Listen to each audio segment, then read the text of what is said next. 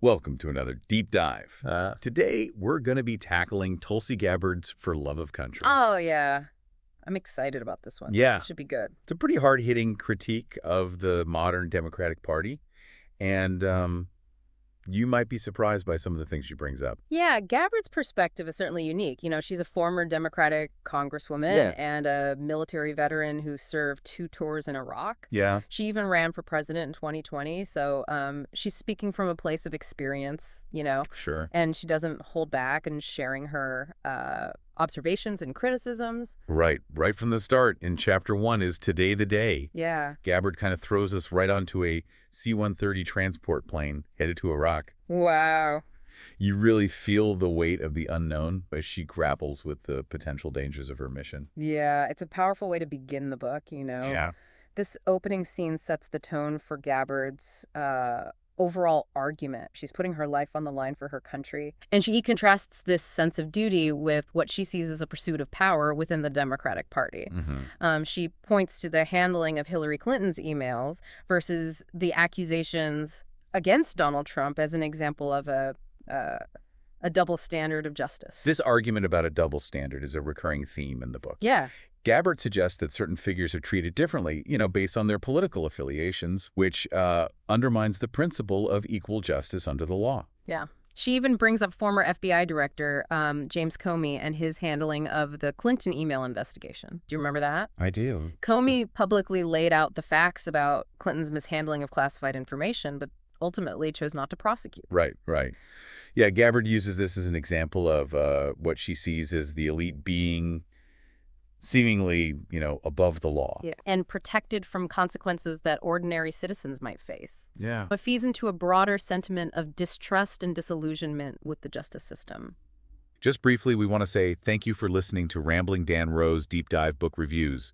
Please remember to like and subscribe to support our channel. Thank you. Moving on to Chapter 2, The Birth of the Big Hoax. Gabbard tackles the Russia collusion narrative head-on. Yeah. She was even accused of being a Russian asset herself during her presidential campaign. Wow. So this is where Gabbard's personal experience really adds weight to her arguments. She's not just speaking theoretically. She's drawing on her own encounters to illustrate what she perceives as the dangers of this narrative. Yeah. She argues that this hoax, as she calls it, did serious damage to our democracy, not only by spreading misinformation, but also by setting a dangerous precedent for targeting political opponents with unsubstantiated claims. Yeah, Gabbard suggests that this erosion of trust in information and the weaponization of accusations has long-term consequences for political discourse and civil liberties. Right. It raises concerns about the ability to have open and honest debate in a climate of suspicion and hyperpartisanship. In Chapter 3, They Don't Believe in Your Freedoms, Gabbard argues that the Democratic elite only support freedom when it aligns with their agenda. Right. If they disagree with something, they'll try to suppress it. Yeah. It's a critique of what Gabbard sees as selective application of principles. Yeah. She argues that freedom of speech, for example, be protected for everyone, regardless of their viewpoint. And she uses some pretty stark examples to illustrate this point. Right. She brings up the IRS targeting of conservative groups during the Obama administration, a controversy that sparked accusations of political bias within the agency. This particular example taps into a broader debate about the potential for government agencies to be used as tools for political gain. It raises questions about accountability, transparency, and the need for safeguards against abuse of power. Another example Gabbard uses is the FBI raid on Mark Hook, a pro-life activist. Right. She describes FBI agents entering his home early in the morning Oh, wow. with guns drawn while his children were present. This event garnered significant attention and raised concerns about the use of federal law enforcement in a way that some perceived as heavy-handed and potentially politically motivated. Right. Regardless of one's stance on abortion, Yeah. the incident sparked a conversation about the balance between law enforcement and individual rights. Gabbard also touches on the labeling of parents who opposed certain school policies as domestic terrorists. Oh, yeah. This is an issue that has resonated with many parents concerned about the direction of education Right. and the potential for their voices to be silenced. Yeah, Gabbard connects this labeling to a broader trend of what she views as the stifling of dissent Yeah. and the demonization of those who hold opposing viewpoints. This trend, she argues, discourages open discussion and undermines the principles of free speech. She then brings up the USA Patriot Act, which was passed after 9/11. Right. She criticizes the expansion of government surveillance powers granted by the act and the lack of thorough debate before it was passed. Yeah, the Patriot Act remains a controversial piece of legislation. Right. Critics like Gabbard argue that it eroded civil liberties in the name of security, Right. while proponents maintain that it was necessary to prevent future terrorist attacks. Gabbard points out that very few representatives voted against it at the time, Yeah. largely due to, the fear of being blamed if another attack occurred. Right. She also criticizes the subsequent reauthorizations of the Patriot Act, which she claims occurred without sufficient assessment or debate. Yeah, her concern is that the Patriot Act exemplifies a pattern of prioritizing security over liberty Right. without proper scrutiny or consideration of the long-term consequences. This, she argues, sets a dangerous precedent for future expansions of government power. She even describes her own attempts to work with colleagues on reforms to the Patriot Act. Oh, interesting. Efforts that she claims were met with resistance and accusations of being soft on terrorism. This anecdote reinforces Gabbard's claim that challenging the status quo, Right. even on matters of civil liberties, can be met with significant pushback from those in power. In Chapter 4, they see God as the enemy. Gabbard kind of shifts gears to address what she perceives as a growing hostility towards faith within the Democratic Party, Okay. particularly towards Christianity. This chapter is interesting because it touches on the evolving relationship between religion and politics. Yeah. The Democratic Party has traditionally been seen as welcoming to religious voters, Right. but Gabbard suggests that this dynamic is shifting. She contrasts this perceived shift with her own upbringing and the importance of faith in her life. She also shares a personal story about being targeted for her Hindu faith by her Democratic opponent during a congressional race. This anecdote highlights the personal impact of what Gabbard sees as religious intolerance and bias. Also underscores her point that religious freedom should be protected for all, Right. not just for those who belong to certain faiths. She then brings up Senator Kamala Harris's questioning of Brian Busher, a judicial nominee during his confirmation hearing. Okay. Harris focused on Busher's Catholic faith Right. and his membership in the Knights of Columbus, Uh-huh. implying that his religious belief might disqualify him from serving as a judge. This line of questioning sparked controversy, with critics arguing that it violated the constitutional prohibition against religious tests for public office. Right. Gabbard uses this as an example of what she perceives as a disregard for religious freedom within the Democratic Party. Yeah, and it's interesting that Gabbard isn't just defending her own faith here. Right. She talks about attending the memorial service for the victims of the Charleston church shooting Okay. and describes the sense of unity she felt, where faith transcended political divisions. This anecdote illustrates Gabbard's belief in the power of faith to bring people together. Right. A power she argues is being overlooked and even undermined by the current political climate. In Chapter 5, War is Their Business, Gabbard draws on her experience as both a soldier and a policymaker Yeah. to critique what she calls the military-industrial complex. This chapter provides a unique perspective on the realities of war Yeah. and the forces that perpetuate it. Right. Gabbard argues that wars are often profitable for a select few, Right. while soldiers and their families bear the true cost. And she doesn't shy away from sharing her own experiences in Iraq, including the loss of comrades and the constant threat of danger. She describes the emotional toll of war and the sacrifices made by those who serve. By sharing these personal accounts, Yeah. Gabbard aims to humanize the cost of war Yeah. and challenge the often abstract way in which military interventions are discussed. Right. She wants readers to understand the profound impact of war on the lives of those who fight and those who lose loved ones. Yeah. She also recounts a chilling story about the Hawaii missile alert, false alarm in 2018. Oh, wow. An alert went out to everyone's phones, Right. saying there's an incoming ballistic missile Oh, gosh. and to seek immediate shelter. I remember that. Yeah. It was a terrifying experience for everyone in Hawaii.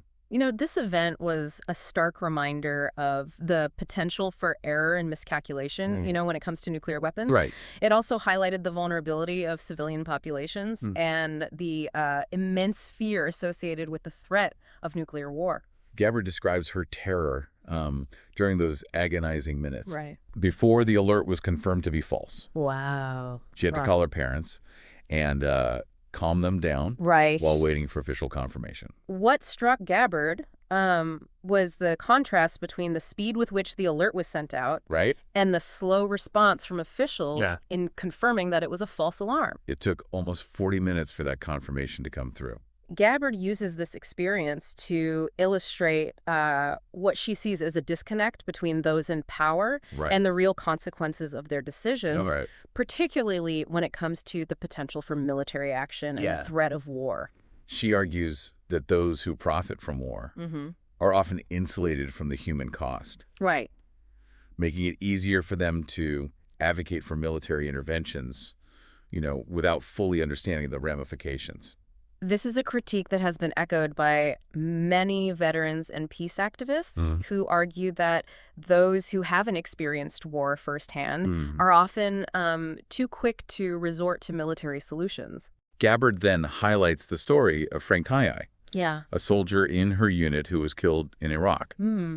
She describes his memorial service and the profound sense of loss felt by, his fellow soldiers and loved ones. Right. By sharing these personal stories, Gabbard aims to remind readers that behind the statistics and the policy debates, there are real people whose lives are irrevocably altered by war.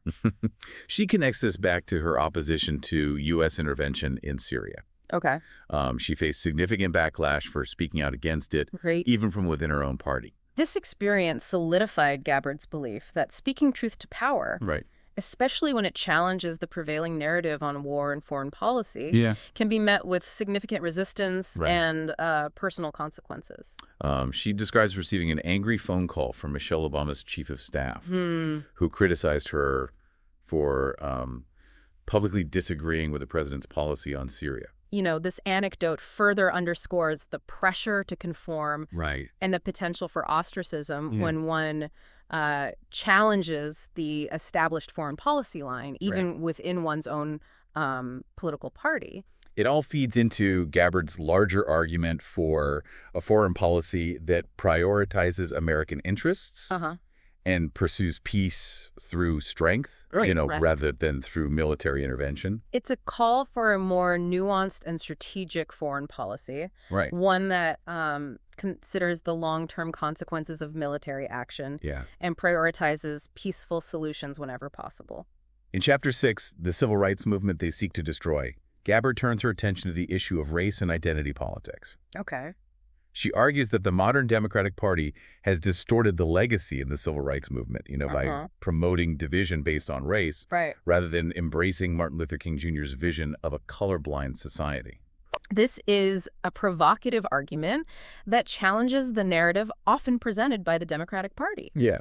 Gabbard suggests that the party has moved away from the principles of equality and integration that were central to the civil rights movement and has instead embraced an ideology that emphasizes racial differences and group identity. She uses her father's experience growing up in the segregated South in the 1950s to illustrate the stark realities of racism and the progress that was made during the civil rights era. Gabbard's father faced discrimination, segregation, and even threats of violence simply because of the color of his skin. His experiences highlight the systemic nature of racism and the importance of the fight for equality. She contrasts her father's experience with what she sees as the divisive rhetoric of today's woke ideology. She argues that this ideology, while claiming to promote social justice, actually reinforces racial stereotypes and creates a culture of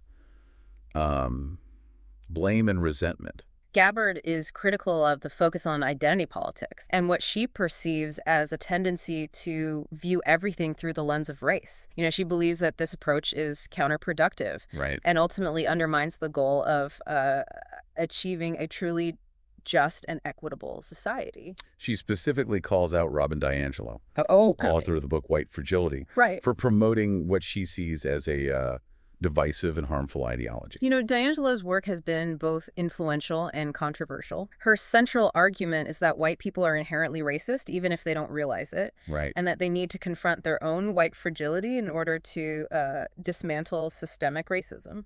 And Gabbard takes issue with this premise, arguing that it reinforces racial stereotypes and, Right. and creates a sense of guilt and shame among white people, ultimately hindering meaningful dialogue and progress on racial issues. You know, she also criticizes what she sees as the hypocrisy of figures like DiAngelo, Yeah. who profit from teaching about white fragility Right. while contributing to the very divisions they claim to be addressing. To further illustrate her point, Okay. Gabbard describes visiting the Edmund Pettus Bridge in Selma, Alabama, Right. the site of the Bloody Sunday attack on civil rights marchers in 1965. This event, where peaceful protesters were brutally attacked by state troopers, became a pivotal moment in the civil rights movement and helped galvanize support for voting rights legislation. Gabbard recounts the story of John Lewis, Right. a civil rights leader who was severely beaten during the march. Yeah. She reflects on the courage and sacrifice of those who fought for racial equality and contrasts their approach Right. with what she sees as the divisive tactics of today's activists. You know, Gabbard argues that the civil rights movement was successful because it appealed to universal values of equality and justice, while today's activists often focus on narrow group interests and engage in tactics that alienate potential allies. She concludes the chapter by calling for a return to Martin Luther King Jr.'s vision of a society where people are judged by the content of their character, not the color of their skin. This call for a colorblind society reflects Gabbard's belief that true equality requires moving beyond racial categories and recognizing the shared humanity of all individuals. In Chapter 7, What's True? The Powerful Decide, Gabbard dives into the contentious issue of transgender rights. Okay. This chapter is likely to generate strong reactions from readers as it addresses a topic that has become increasingly polarized in recent years. You know, Gabbard acknowledges the sensitivity of this issue, but argues that it's important to have an honest and open conversation about it, even if it means challenging prevailing narratives. She walks a fine line, expressing support for individual choices, while also asserting her belief in biological reality. You know, Gabbard believes that there are fundamental biological differences between men and women, and that denying these differences has consequences, particularly in areas like sports and healthcare. And she uses the case of Leah Thomas, a transgender woman who competed on the University of Pennsylvania's women's swim team, to illustrate her point. Thomas's participation in women's swimming sparked a national debate about fairness and the rights of transgender athletes. Gabbard argues that allowing biological males to compete in women's sports creates an unfair advantage and undermines the progress that has been made in women's athletics. She acknowledges that this is a complex issue with strong feelings on both sides, but she believes that, it's important to uphold fairness and protect women's sports. She also expresses concerns about the broader implications of denying biological sex, particularly in areas like language and law. Gabbard points to examples like the Miss Universe pageant changing its rules to allow transgender women to compete, and the increasing use of gender-neutral language as evidence of a societal shift away from recognizing biological sex. She argues that this trend has the potential to erase the unique experiences and needs of women and girls and could lead to unintended consequences in areas like healthcare and criminal justice. Gabbard also raises concerns about the potential for misgendering someone to be criminalized. You know, she highlights a proposal by the UK Labour Party to make it a punishable offense to intentionally misgender someone. She sees this as an example of government overreach and a threat to freedom of speech. Gabbard argues that while it's important to be respectful of individuals' gender identities, criminalizing speech creates a chilling effect and could be used to silence dissenting views. She also points out what she sees as a double standard within the Democratic Party. The party claims to champion women's rights, Yeah. but Gabbard argues that its embrace of transgender ideology actually harms women by erasing their unique experiences and undermining their hard-won gains. In Chapter 8, Families Under Fire, Gabbard shifts gears to address what she sees as an assault on the family from the Democratic Party and the broader culture. Okay. You know, this chapter taps into the anxieties of many parents who are concerned about the direction of education Right. and the influence of cultural trends on their children. Uh-huh. Gabbard expresses concerns about the teaching of critical race theory in schools, Right. arguing that it divides children along racial lines Yeah. and promotes a sense of guilt and resentment. Okay. She also criticizes the presence of sexually explicit material in some school libraries, Mm-hmm. arguing that it's inappropriate for young children, Right. and that parents should have more control over, what their children are exposed to. Gabbard believes that parents have a fundamental right to direct the upbringing of their children, Right. and that the state should not interfere with this right. Yeah. She argues that the current trend towards removing parental authority and Yeah. giving more power to schools and government agencies Yeah. is a dangerous development Right. that undermines the family structure. She shares a story about meeting with parents defending education, Okay. a grassroots organization that formed in response to these concerns. Right. The group advocates for parental rights in education Uh-huh. and opposes what they see as an ideological agenda being pushed in schools.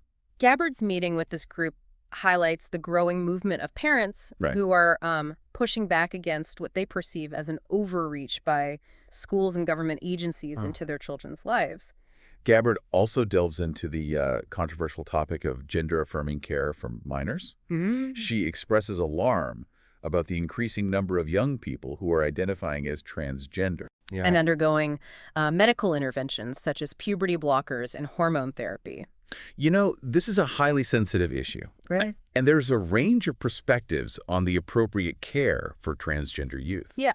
Some believe that medical interventions are necessary to alleviate gender dysmorphia and prevent suicide, Right. while others argue that these interventions are being used too readily Yeah. and that the long-term consequences are not fully understood. And Gabbard highlights the stories of young people who have transitioned Right. and later regretted their decisions, arguing that the potential for harm is real Yeah. and that caution is needed in approaching these interventions. Right. She also raises concerns about the profit motive behind some of this care, suggesting that financial incentives may be driving some medical decisions. Right.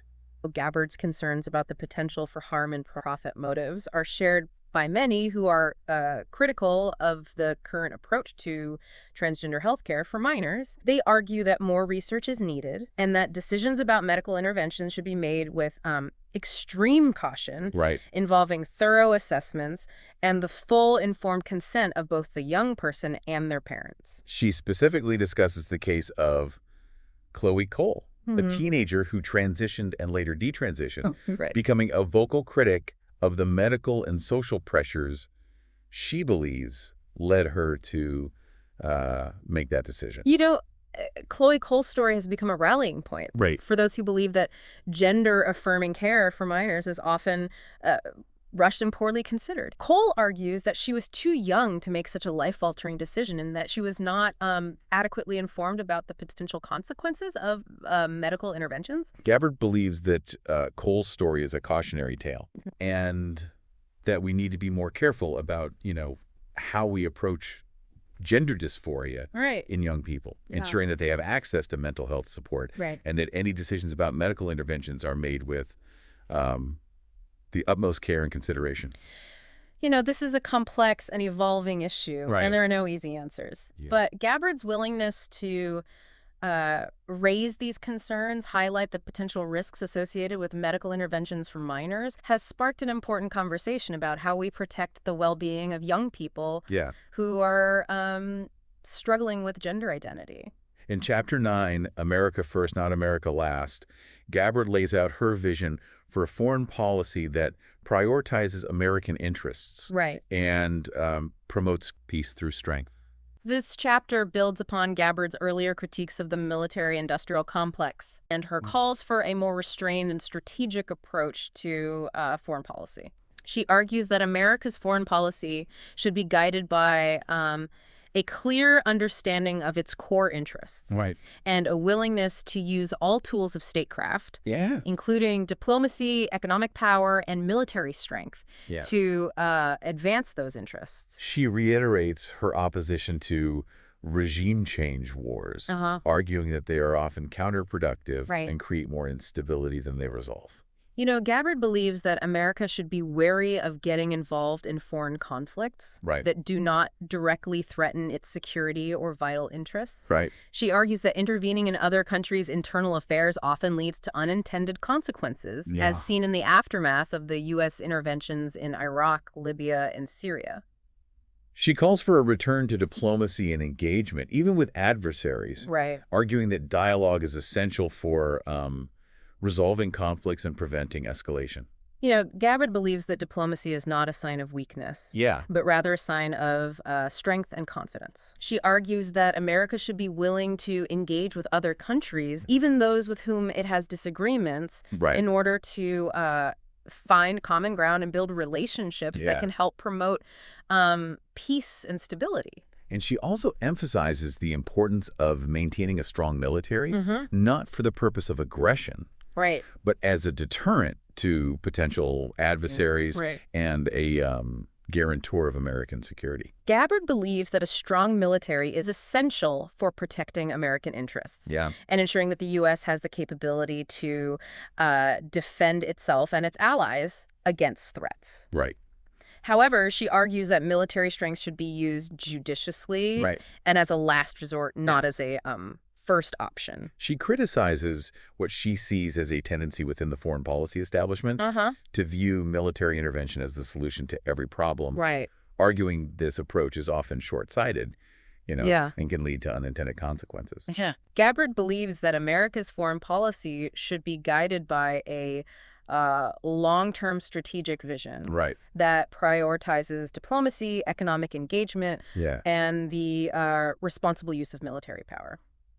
Finally, in Chapter 10, Now is the Time, Gabbard offers a call to action, urging readers to embrace the principles of service above self, Yeah. love, and courage. This concluding chapter is both a personal reflection and a challenge to readers to get involved in shaping the future of their country. Right. Gabbard argues that America is at a crossroads and that its citizens need to step up and reclaim their role in governing. And she emphasizes the need for unity beyond partisanship, Yeah. arguing that Americans need to come together and find common ground despite their political differences. You know, Gabbard believes that the current level of polarization and division is harmful to the country and that it's essential for Americans to rediscover their shared values and work together to address the challenges they face. She outlines her core principles, Mm-hmm. which include protecting free speech for all, Uh-huh. upholding religious freedom, Yeah. promoting a foreign policy based on peace and strength, Right. and ensuring economic opportunity for all Americans. You know, these principles reflect Gabbard's vision for a more just, equitable, and prosperous America. Right. One that is grounded in individual liberty, respect for diversity, and a commitment to the common good.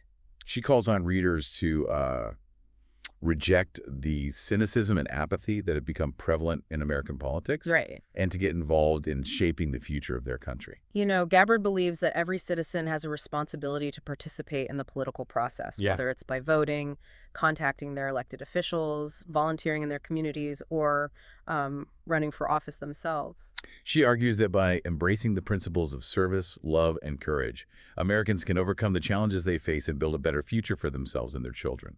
Gabbard's book has been both praised and criticized. Right. Supporters applaud her willingness to challenge the status quo and speak truth to power. Yeah. Particularly her critiques of the Democratic Party and the foreign policy establishment. Right. They appreciate her focus on unity Yeah. and her calls for a more restrained and principled foreign policy. Critics, on the other hand, accuse her of being opportunistic and inconsistent, Yeah. pointing to her past support for Bernie Sanders and her more recent alignment with conservative figures, Right. they also question her motives Right. and suggest that she is more interested in advancing her own career than in promoting genuine change.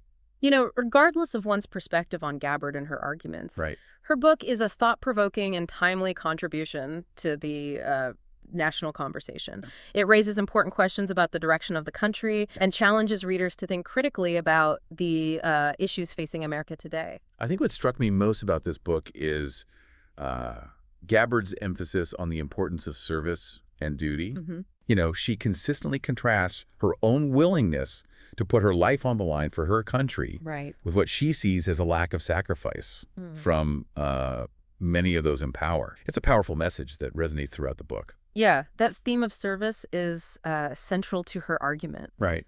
She sees it as the foundation of a strong and healthy democracy. Yeah. She believes that those who serve in government should be motivated by a desire to serve the people, Right. not by self-interest or a thirst for power. And that ties into her concerns about the erosion of trust in institutions. Yeah. And the growing disconnect between the political elite and the everyday concerns of Americans. She argues that this disconnect has fueled the rise of populism and extremism on both sides of the political spectrum. Yeah. And that it poses a serious threat to the stability and future of American democracy. Yeah, it's a sobering thought, It is. and one that I think all of us need to grapple with. For sure. So as we wrap up this deep dive into Tulsi Gabbard's For Love of Country, I'm curious to hear your thoughts. Yeah. What resonated most with you from her arguments? Well, what struck me is how she connects seemingly disparate issues, Okay. from foreign policy and education to race relations and transgender rights, Right. to a larger narrative about the erosion of truth, and concentration of power in the hands of a select few. Yeah. She sees these issues as interconnected symptoms of a deeper malaise within American society, Right. a decline in civic virtue, and a loss of faith in the institutions that have traditionally held the country together. Right. It's a challenging argument, and one that I'm still grappling with myself, but I think it's an important conversation to have. Yeah. Gabbard's book, regardless of whether you agree with all of her conclusions, forces us to confront some uncomfortable truths about the face as a nation. It certainly doesn't shy away from controversy, Right. and it's sure to spark debate. But at its core, it's a call for a return to principles, for a renewal of civic engagement and a rededication to the ideals that have always made America great. I highly recommend checking out For Love of Country for yourself. It's a thought-provoking and timely read that will challenge your assumptions and leave you with plenty to ponder. Thanks for joining us on this deep dive, and we'll see you next time.